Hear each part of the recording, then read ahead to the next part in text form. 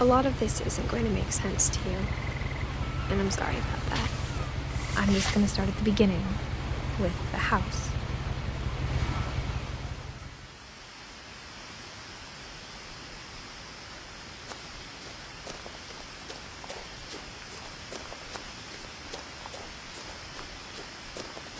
I lived here until I was 11, but I wasn't allowed inside half the rooms.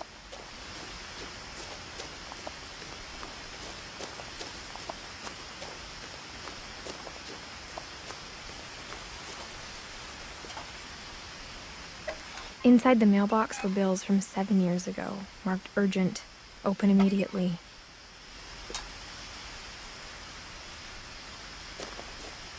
I hadn't been back since my brother Lewis's funeral.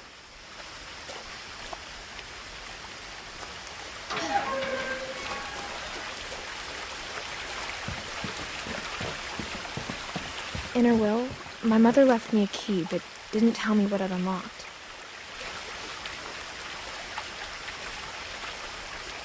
Maybe she thought I'd know, or she thought that the mystery would be enough to bring me back.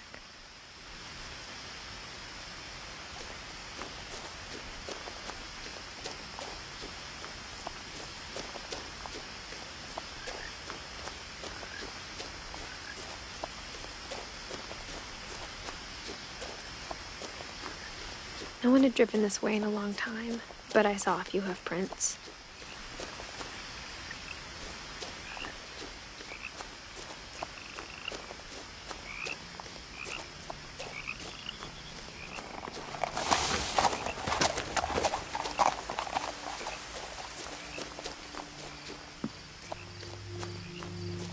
The truth is, even after I inherited the house, I never thought I'd come back to it. But now I had questions about my family that only the house knew the answers to.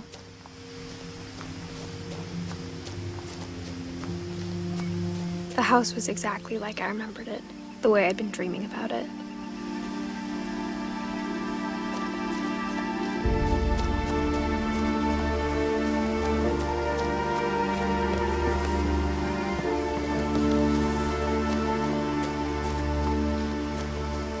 As a child, the house made me uncomfortable in a way I couldn't put into words.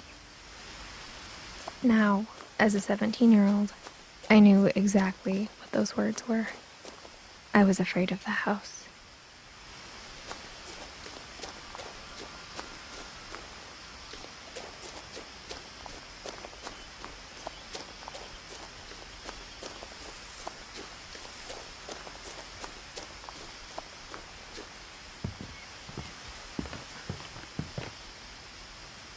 I hoped the key might unlock the front door. It didn't.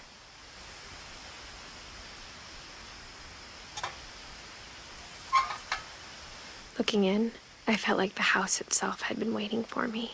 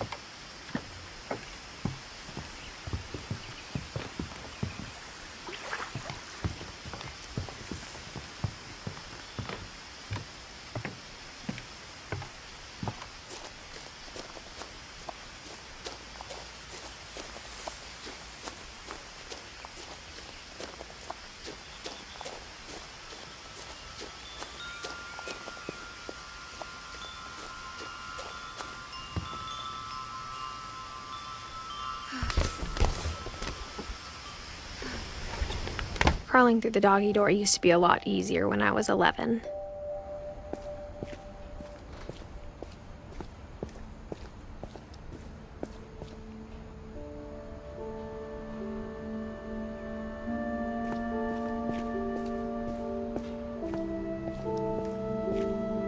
The power had been turned off the night we left. For the first time in years, I felt like I was home.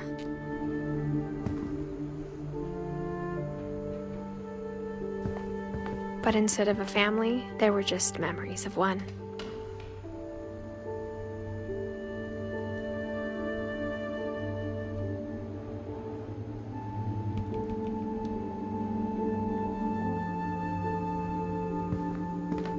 Like how after Louis started working at the cannery, we all got sick of eating salmon. Except our cat, Molly.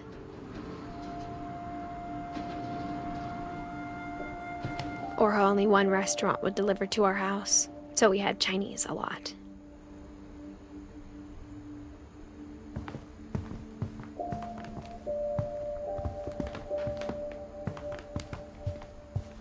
The table was still a wreck from the night we left. It was like a bomb had gone off, killing everyone but sparing the furniture.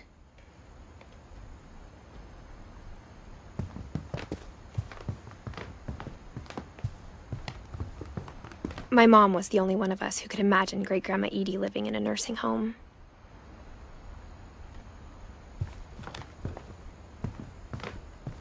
Nothing in the house looked abnormal. There was just too much of it, like a smile with too many teeth.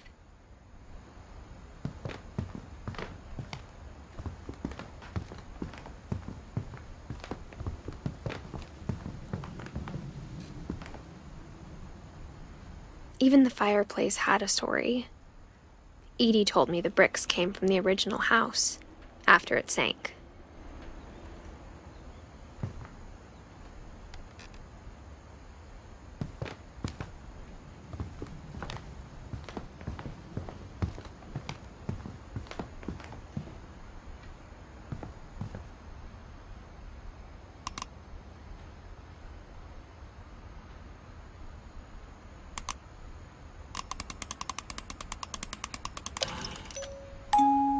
Great-Grandpa Sven built a music box for Barbara, along with the rest of the house.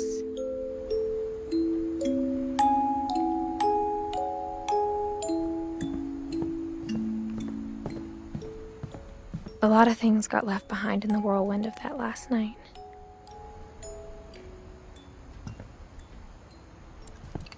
My mom wasn't much of an optimist, but she never stopped believing that my brother Milton was alive.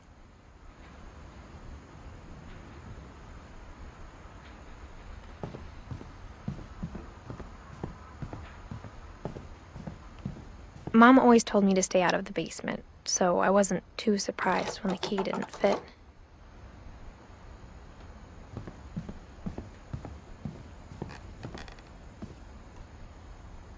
After Milton disappeared, Mom sealed up all the bedrooms. Then Edie retaliated and drilled peepholes.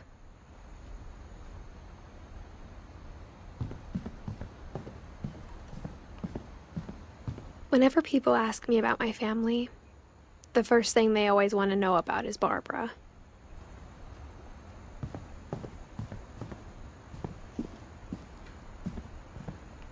Edie's father, Odin, built the original house.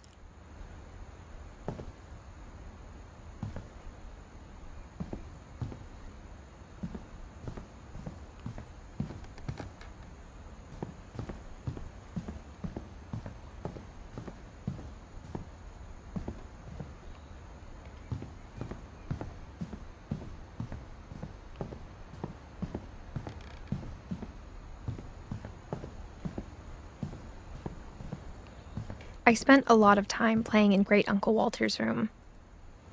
I think my mom sometimes regretted not sealing it up.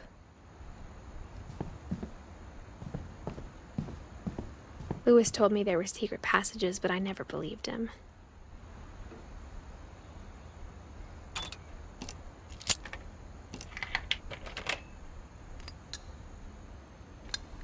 Turns out, my mom was really good at keeping secrets.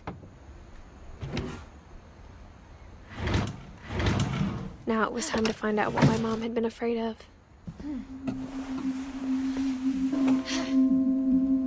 From the paintings on the wall, it was clear my brother Milton had been here before me.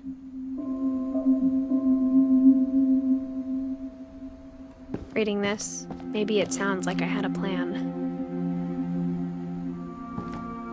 But I had no idea what was behind that door.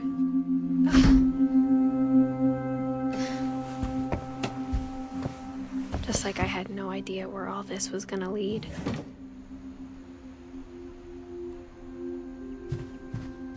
I grew up looking at Molly's room through the peephole. Being inside for the first time, I felt like I'd stepped behind a painting.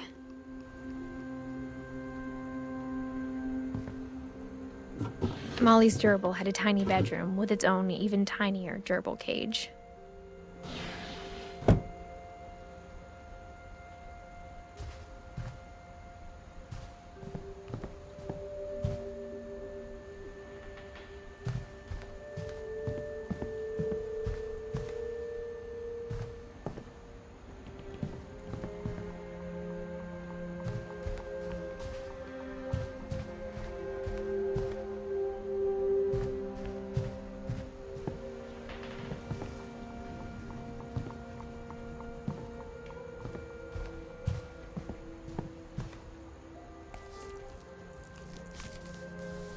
December 13th, 1947.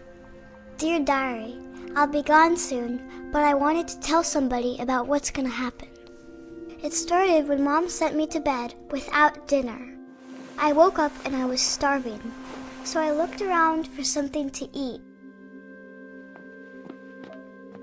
The gerbil food was dry, but I didn't mind it.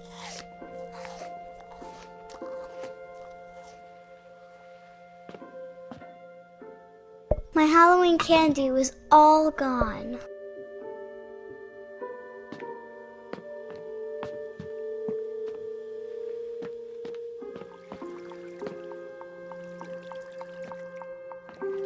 I thought about eating Christopher, but I held back.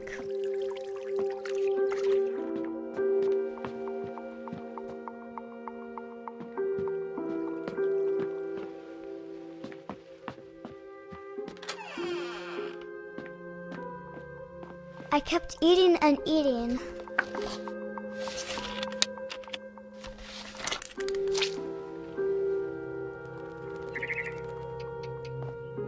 I ate a lot of things that night.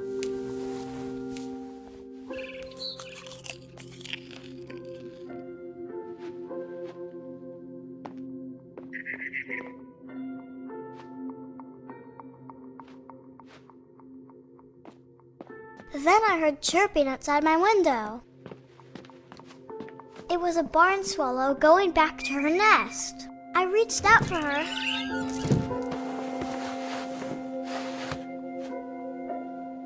And suddenly, I was a cat.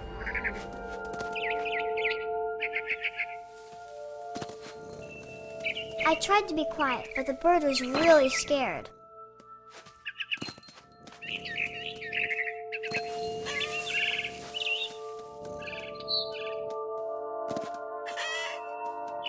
Mom and Dad didn't even look at me.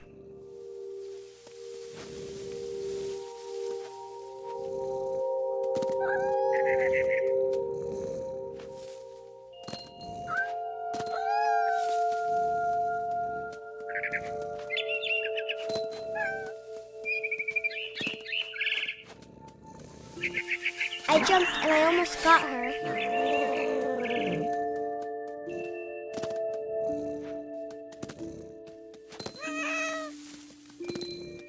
I could tell she was getting really tired.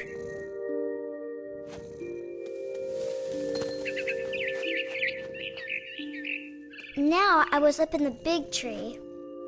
I promised Dad I wouldn't climb it anymore. All I cared about was eating that mama bird.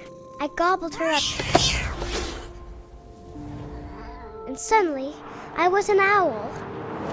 First, all I heard was the wind. Then I heard little teeth nibbling in the grass.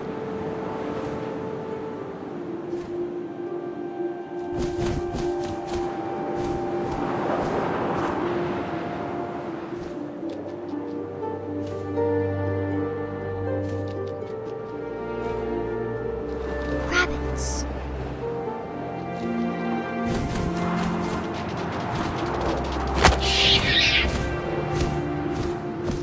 I imagined his face looking up and seeing mine through my talons.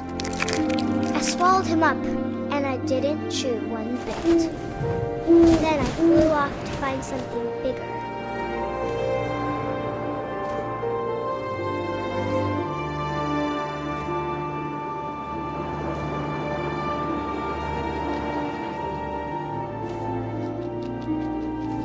A mama rabbit.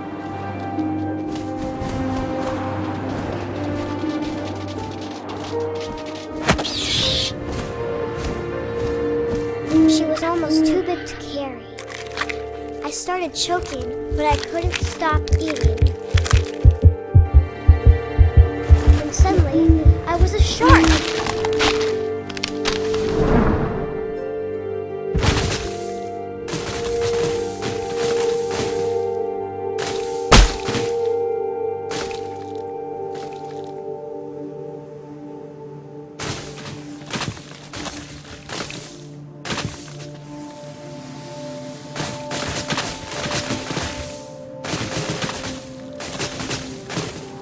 I rolled off a cliff and into the ocean. Now, I was hungrier than ever.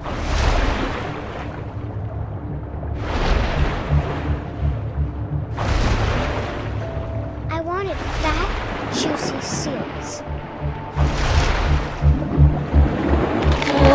I tore off her flipper, and it tasted really good.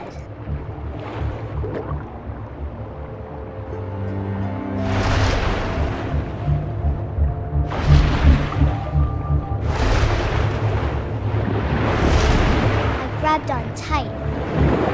When I was so hungry, I jumped out of the water. When I opened my eyes, everything had changed.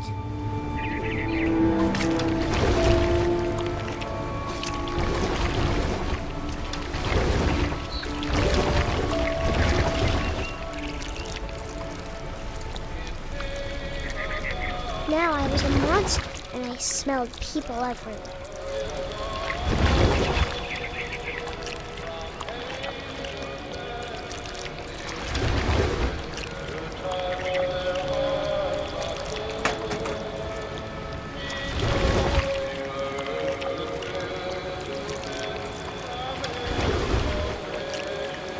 I was big, but I moved real quiet.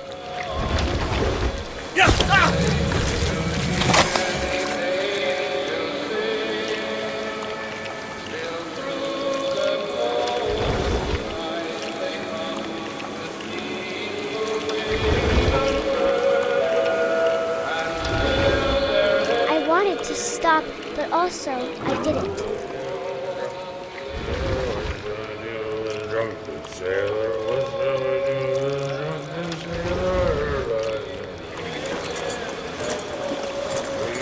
Belly with a rusty, belly with a rusty.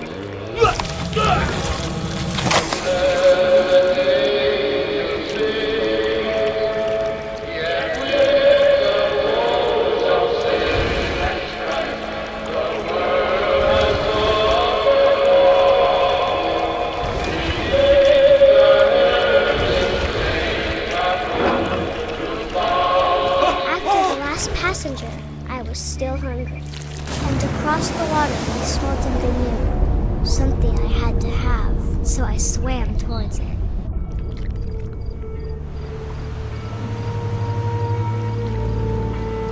I slithered onto the sand, and the good smell went into an old pipe.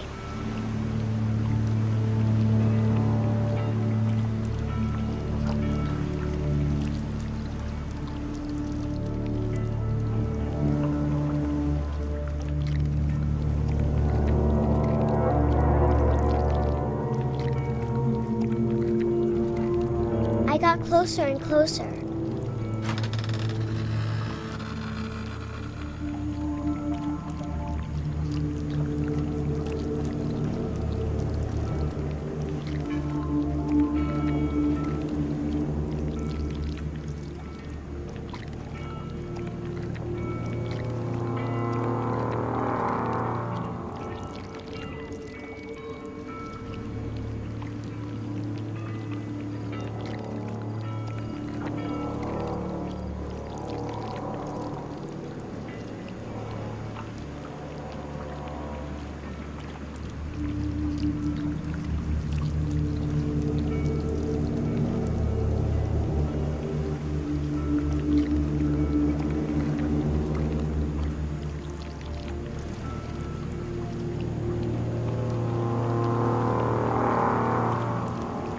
all of my stomach started growling. And suddenly, I was me again. I held my breath for a long time, but I couldn't hear anything. I think it's waiting for me to fall asleep.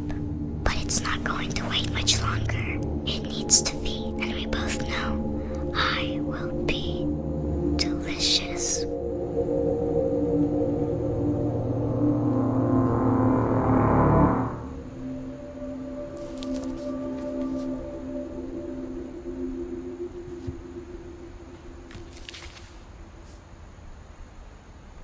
I'm not sure if I believed all of that, but I'm sure Edie would have.